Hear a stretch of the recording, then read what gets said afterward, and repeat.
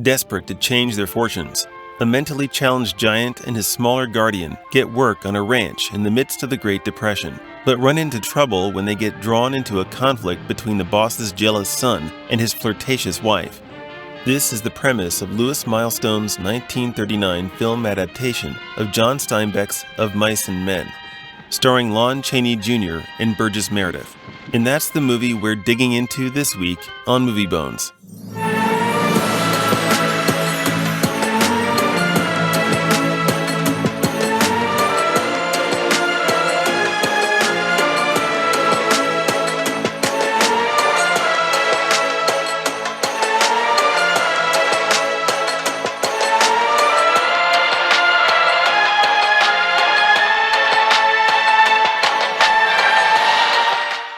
Ryan, this movie hurt me, and I think it was by design. Did it hurt you too? You know what? I'm going to say it. Yeah, I got to the end of the movie and I was going, aw. It's a gut punch, isn't it? You know? It's a gut punch, and it's a gut punch throughout the whole entire film. What we're talking about is obviously this week's movie, which is Of Mice and Men. It's the 1939 adaptation of John Steinbeck's famous Depression-era novel of the same name. It stars Burgess Meredith as George Milton, an itinerant worker traveling with his companion and ward of sorts, Lenny Small. He's a big ox of a man with a mind of a small child. The two have recently been chased out of the town of Weed because of a misunderstanding, leading people to believe that Lenny tried to force himself on a woman. But in reality, it's a combination of his attraction to soft things like women's dresses and his tendency to tense up when panicked. They find new employment on a ranch where a complication arises in the form of the boss's insecure and angry son, Curly, and his wife. There are supporting roles in the form of aging ranch handyman Candy, Slim, the mule team driver, and the black stable hand Crooks. All of these characters end up contributing to the themes of the film, which are like powerlessness, loneliness, futility, aspirations, cruelty, and depression. And that's the setup. So let me just say there's something about the relatability of the characters in this movie that just kind of makes it extra heartbreaking, you know what I mean? A lot of that's in the source material, of course, but in the end, it's also the actors and performances as well.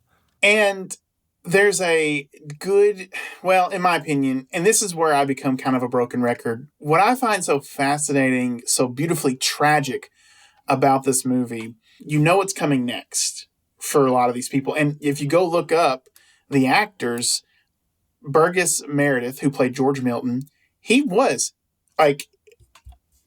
this and went to be in the war. A number of actors did.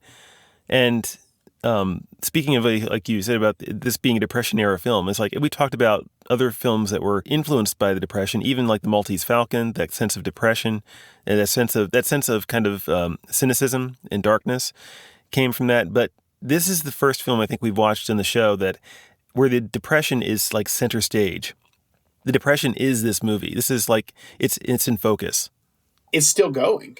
Yes, it's still ongoing. I mean, pretty much still going. Like, you almost wonder, I know this is a movie set and everything, but there's a part of me that's sitting there wondering, like, what if some stuff that's going on in the background is actual work? You know what I mean?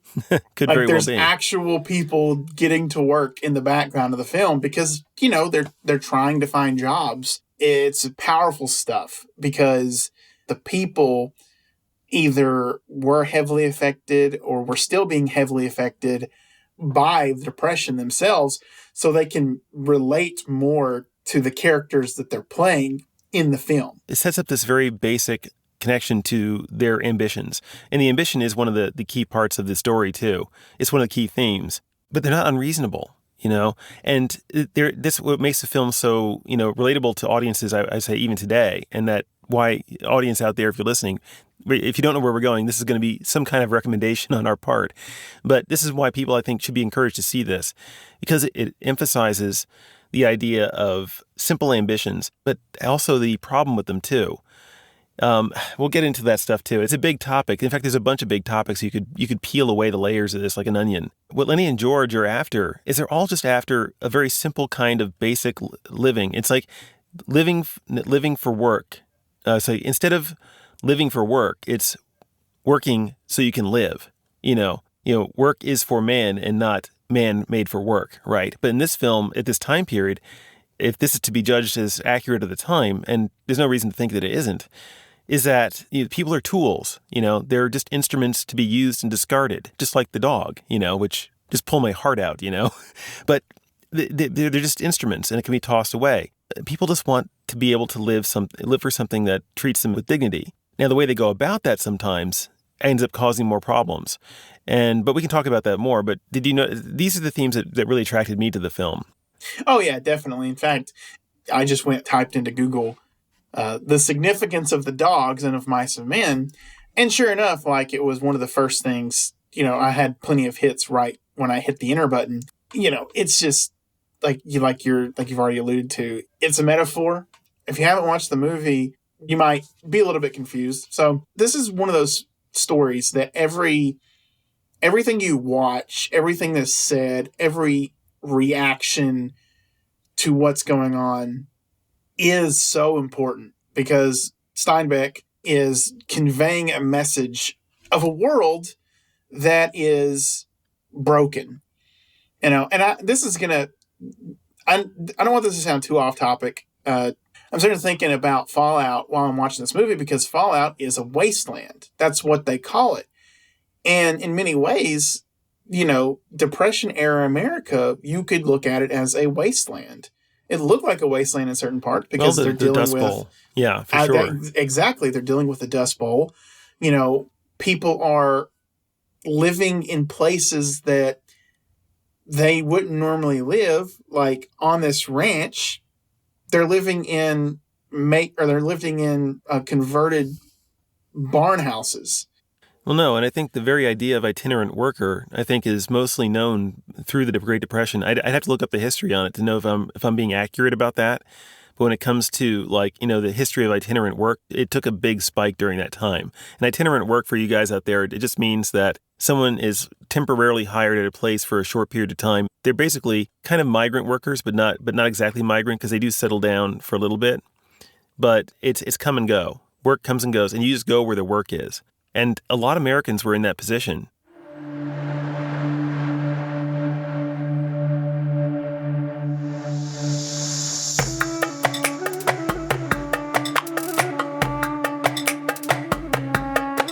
The idea of loneliness, which I think plays a major role. You have Candy, who's he's lonely at the loss of his dog. You have Curly and his wife. She's lonely because her husband is a jerk, and she only married him anyway just basically to get to leave home, which is never a good reason to get married, folks.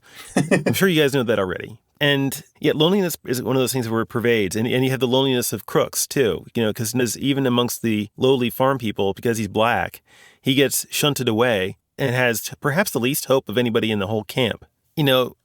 Throughout all that, what comes through is the way out of all this. The story does kind of shine a light as to what is needed to break out of this. It's just not always enough for certain circumstances, and what the way out is, though. And that way out is through each other, not to see each other as a tool, but as true companions, So you have George and Lenny, and you have eventually Candy. They go in together, right? They actually start to see hope of getting out of this terrible situation, to settle down. They actually see some hope in being able to get out of this cycle of itinerant work and just to settle down and have this very meager little bit of security, which is not that much in life. But they only find that through each other. And it does make it extra heartbreaking and tragic when the events unfold the way they do. But it does at least point the way out. When I was a kid in middle school, I used to think that the ending was some kind of justification for euthanasia, because my mind worked in a simple way like that. But as an adult, I understand that the book and the novel and the story itself is much more a condemnation of that kind of the culture that lacks basic trust, where people are with that lack of trust. Let's see. Do you have something to say? No, I was just listening to you. Okay. Sorry, I made a noise. Sure, no problem. You're on a great track. I don't want you to stop. Okay, thanks. In that kind of environment, people like Lenny, they're just as doomed in a way as if he'd really had run away to the mountains and lived in the cave like he threatened to do early in the story, right? The story makes it pretty clear that this is a condemnation of the culture. And that's, what is also, again, hauntingly beautiful about this movie is that the movie, it doesn't really I wouldn't say it rips the curtain out from underneath, or the rug out from underneath you. You maybe could say that in some ways. I would say like a movie like this, set in a time period like this, and when I say time period like this, that 40s style, it's almost got a noir feel to it, almost. But there's such a hopeful overtone to the movie. Because like the characters legitimately all have hope. Our main characters, they're not the biggest fans of the situation that they find themselves in because of certain other characters, but they're not, oh, we'll never get to that point. It is all about, until the end of the film, pretty much all about we can make it, we can make it, we can make it. And they don't, except for the very end there, they don't get in their own way. And that, you see that a lot of times in films, is like, oh, feels like a stereotypical get rich quick scheme. It's not, because we've already said there's a very realistic outcome. It's not it's not a dream that is unobtainable. Not trying to scheme anybody. They're legitimately just trying to work, make money, and then use that money in a proper way. So it's like the movie has a lot of hope to it. It's just a society that bears down upon you. It does. To such an extent that it does break people. And that's the tragedy of the story itself. And unfortunately, the tragedy comes in, as we all know, the tragedy comes to the doorstep of the most innocent character of the whole film. It does highlight the fact that it is the innocent, the most vulnerable and innocent that end up taking the brunt of all the of society's ills. As Curly, he does get his hand crushed by Lenny at one point. That's the most he suffers. But he's going to go on to have plenty of work available to him. His dad's the ranch farmer owner or whatever, and his place in his future is secured. It's everybody else, mostly who's much more tenuously. I guess you could say the mule driver. He's got a pretty secure place too, because at least he can stand up to Curly and people like him. But it's the weakest ones that end up taking the brunt. And Candy says too, it's like when he sees his dog get shot, it's like he has the foresight to see that he's not all that different from the dog. That's what I was debating bringing up earlier, is specifically that point right there. Yeah. One of the kind of revelations I had after watching the film is how much strength of character and kind of grace it takes to live in a world that is that pervasive of that kind of raw individualistic, my dreams are the only ones that matter. Not to come away damaged by it, not let it damage you. In the end, I'm looking at George. Yes, he's the one who pulls the trigger, but he's more of an accomplice, and it's the culture as a whole that's actually the architect of his situation. There's a lot of injustice going on. The real injustice is the one that puts people in positions where they're compromised.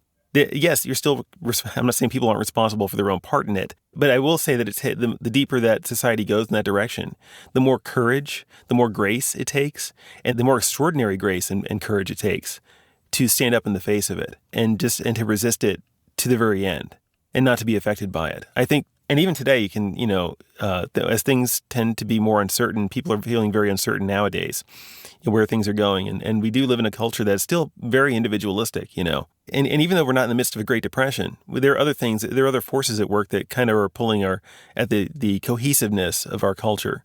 And so it's important to watch films like this and to come to the realization, it's like, really, the only way out is through each other. Because when we don't, things just go in a really bad way for everybody.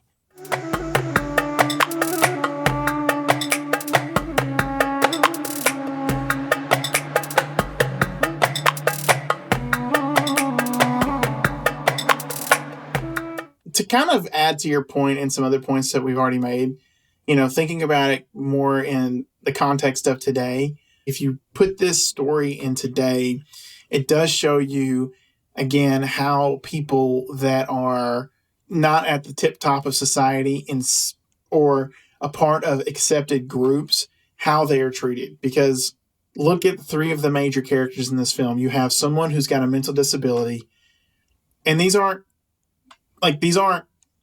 what I'm going to say here is not to say that these people are deserving of less, of any of these people that I'm about to bring up. It's just how society treats them is often as less than. You have a person with a mental disability, you have a person that is black, and then you have a person that is old. And also he's got a physical disability as well. And it's like, oftentimes in society we see oh, these people are trying to get ahead and society crashes down upon them. We don't know if that little cottage that they want, I mean, it's essentially a cottage, that little farm that they want, is going to be a reality when the film closes. I think it's left up to the interpretation of whoever watches it, but we don't know. But we can sort of guess that it's going to be more difficult for them for specific reasons. It's an impossible situation, but it's only impossible because, and this goes to my larger point, it's only impossible because of human inaction or because of human intransigence. It's not like, a hurricane came and knocked out all the infrastructure, so there's nothing you can do. You're living in no, it's not like that. This is all because of human being. This all has to do with human intransigence at refusing to show mercy and compassion toward people who have the least in society. We're looking at people that are outside of the, again, quote unquote, norm of society, and we're going, all you're really good for is some work. And then when we're done with you, well, then we'll treat you like we would a old dog. This is all you are to them. And by them, it's the people that are in the house, the people that are eating the pie with milk in it, the people that are able to just treat you badly because they have some kind of power. And if you step out of the line, they could maybe just go ahead and sack you as fire and everything. And that back then, it's like that could be a death sentence, You're absolutely right. What happens? Like when they come to this job, they're immediately questioned, like, why did you leave your last job? Oh, yeah. And it's not because the suspicion is interview. Instantaneous suspicion. Yeah. Do I want to give you any kind of money whatsoever at all? And it's still, he's able to say this from the comfort of his own home. Mm-hmm. I know. With these people that are living through the Depression who don't have that comfort. It's an important reminder to everybody that, to always be on guard, to always be expanding your understanding of humanity.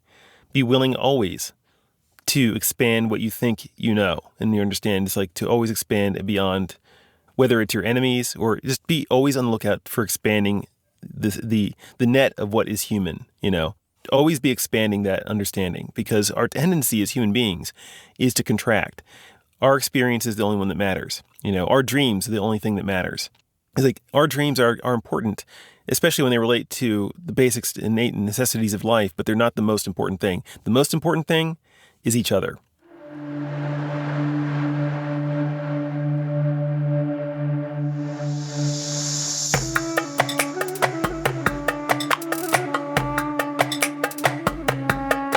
For me, this is second week in a row, but Fortune and Glory. I mean, it's not going to be one that I'm going to have in heavy rotation because I'm not suicidal. I will not deny it. I did cry at the end. I get emotional at this one, and I have no problem admitting that. But it is still worth having as part of a physical collection to take with you wherever you go. It's emotionally resonant. It's deeply thought-provoking. Completely highly recommended. I don't think I need to say too much. I feel the same. Fortune and Glory. Man, yeah. Again, if you haven't read the book, I recommend reading it. In fact, do read it. I would say my only critique, and this is because I haven't personally read the book, my only critique probably might be, I do kind of wonder if certain aspects of the novella, that because it's a film, I wonder if it expands on certain ideas more.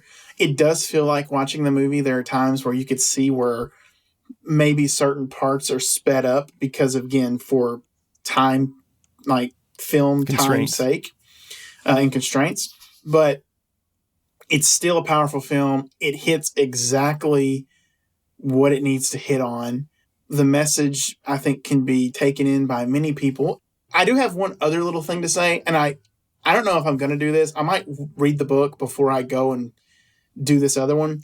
But I do kind of wonder, there is the movies that came out, I think in the 80s or 90s. But I do kind of want to watch that, and I wonder if the feel would be there. Yeah, I say that because, they're not living through that. But I do wonder, I wonder if that same feeling of what's going on in the Depression, because I do think you get that in this movie. So I recommend this movie. Go watch it, go read it. If you can find the play, go watch the play. But, it's an important piece of American history. It is, and literature, too. An important piece of our culture and literature. So anyway, folks, at this time, We'd like to remind folks that if you're enjoying this journey through time and film history, go ahead and follow us on your podcast platform of choice so you can watch the movies alongside us and never miss an episode. With that in mind, Ryan, what's our next film? Our next film is a film that I don't know too much about other than references here and there, but it is not a crime film. Would you call it a crime film? It's a jury room film. It's a trial film. It's Trial hopefully film, not that's a it. trial to watch, just a trial movie. But the movie that we're going to be watching next week is 12 Angry Men. Yes, and starring Martini Balsam, E.G. Marshall, Jack Klugman, Edward Binns, Henry Fonda, and Robert Webber, amongst others. And it's directed by Sidney Lumet. We try our best to stay within particular time periods. A lot of these types of films that we're watching, oftentimes you can find a newer remake. So be on the lookout, because I do think there's multiple versions of 12 Angry Men on Tubi. So Important point. So look at these names. Those are the names you need to look for if you're going to watch 12 Angry Men. Yeah, we list the names partly for that reason too. It helps you suss out the specific version of the story that we're talking about. So, but there you go. We tend to go the earliest film. And by the way, folks, we have a Facebook page up now. I'm going to try and leave the link in the show notes. So go ahead and feel free to check that out and leave your comments there. Tell us what your reactions are. We'd love to hear them. We'll see you guys next week. See you next week.